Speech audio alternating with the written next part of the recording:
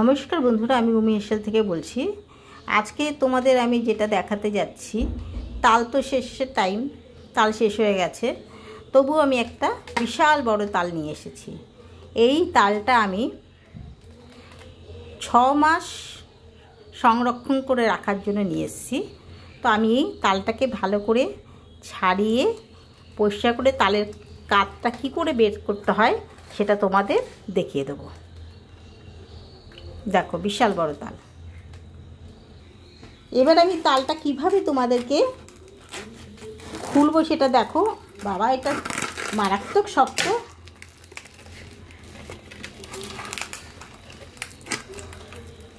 আমার থেকেও বেশি শক্ত তাল।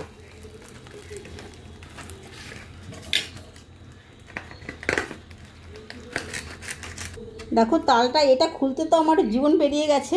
খুললাম। এইবারে তালটা কত বিশাল বড় দেখো। এইবারে তালে আমি খোসাগুলো ছাড়িয়ে নেব। ছাড়িয়ে নিয়ে এটা সামান্য জল দিয়ে মেখে নেব।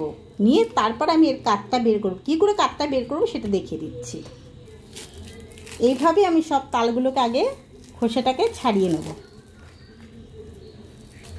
প্রথমে তালটা আমি এরকমভাবে আলগা আলগাভাবে চটকে নেব। ভালো করে চটকে নিলে কী হবে, তালের যে এটা হালকা হয়ে যাবে। তারপরে আমি এখানে জল দেবো, অল্প অল্প জল দিয়ে এটাকে ভালো করে এভাবে চটকে নেব।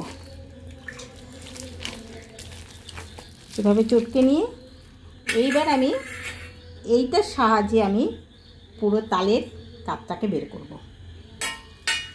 কিভাবে বের করছি দেখো। এইভাবে ডলে ডলে একটা আটিতে যতটা শ্বাস আছে আমি সব বের করে নেব। এরকম এইভাবে বেরোচ্ছে।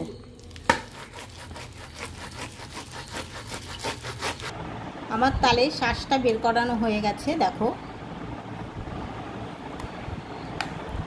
এটা আমি 1 মাস 2 মাস 3 মাস পর্যন্ত আমি এটা রেখে দিয়ে যেটা ইচ্ছে সেটা বানিয়ে বানিয়ে খেতে পারবো।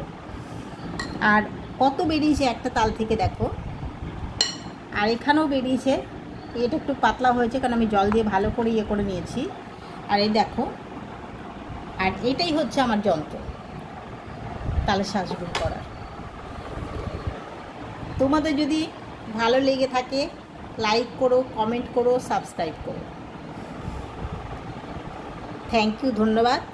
তোমরাও এভাবে তাল এনে মাসের পর মাস ফ্রিজে স্টোর করে রেখে দিতে পারো।